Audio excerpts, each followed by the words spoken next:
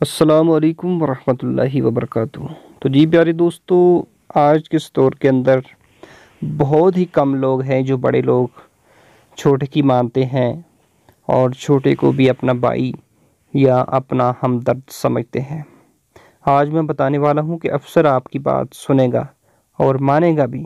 अगर आप परेशान हैं, अगर आपने किसी जगह पे पोस्टिंग करानी है या अगर आपका कोई ज़ाती मसला है या आपकी कोई प्रॉब्लम है तो आप अफसर के पास जाते हैं, वो आपकी बात तक नहीं सुनता, वो आगे से आपको बातें सुनाता है।